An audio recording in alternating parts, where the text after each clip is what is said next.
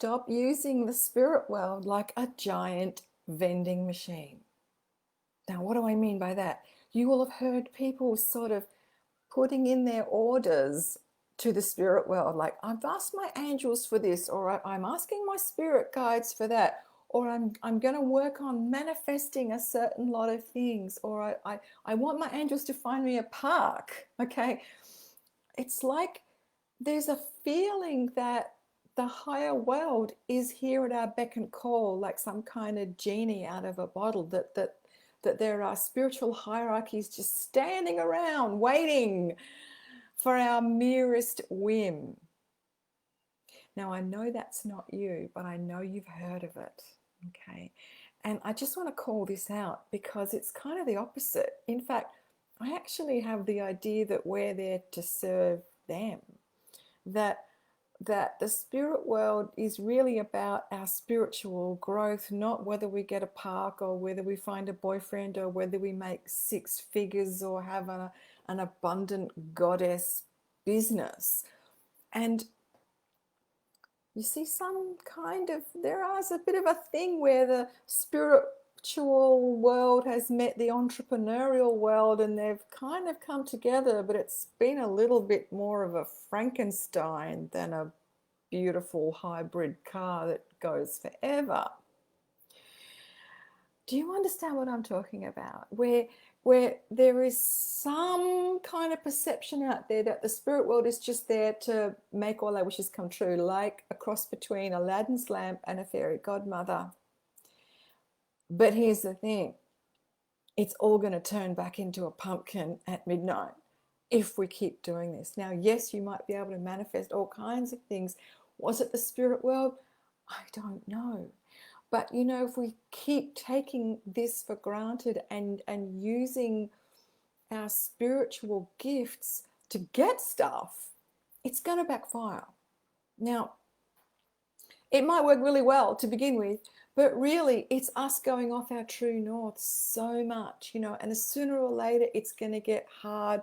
We're going to get people that want refunds. We're going to get complaints. People are going to sort of start to pick arguments with us. We're going to get stalkers or trolls, or, you know, you could say, yeah, it's karma, but it's more like, hey, it's just our souls trying to tell us that we've lost our true north a little bit. And it's so easy to do, especially in this current world where we're being told that what we have on the outside sometimes looks like it's more valuable than what we have on the inside.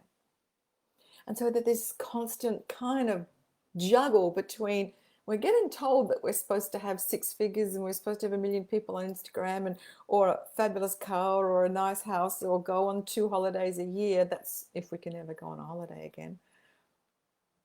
But I wonder how many times people talk about what's really true, how we get up in the morning, how we can look at ourselves in the mirror and like what we see, not just this, but here.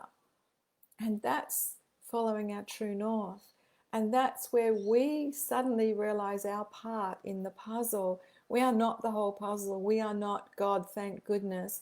We don't have the responsibility of manifesting big things, because, boy, I don't think I'd want that either. But we do have the responsibility of keeping ourselves to our true north, to listening to our hearts and our souls and understanding our part in the bigger picture. And it may just be that our soul purpose and our soul is guiding us to just serve and be a nice person, and that is its own reward. It might not be 6 figures, it might not be being incredibly beautifully skinny or having the roundest butt or having a house on the beach, but it could be something even more satisfying and something ultimately that we take with us.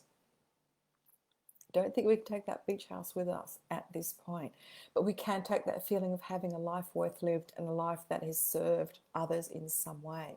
So using the spirit world as a giant vending machine, putting your order in as if it's a ka-ching, not going to work, right? The manifesting stuff, my goodness, we can fall down holes with that too. And ultimately, it's all up here in the mental field.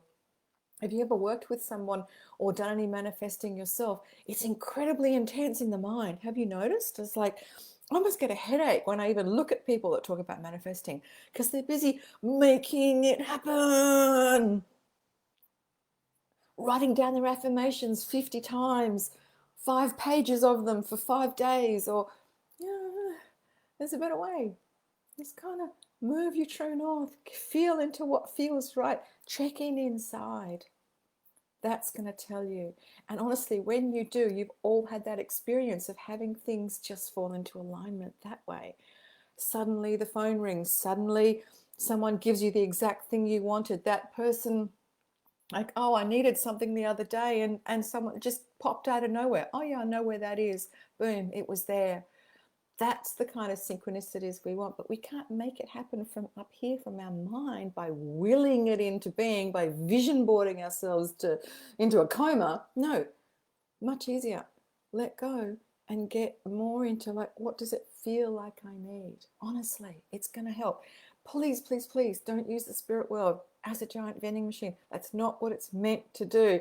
The spirit world is there for our soul growth, for our soul progression, for all of our souls, to help us and teach us. And if we do that, then we're fulfilling our soul purpose, and we're fulfilling what the spirit world really wants from us.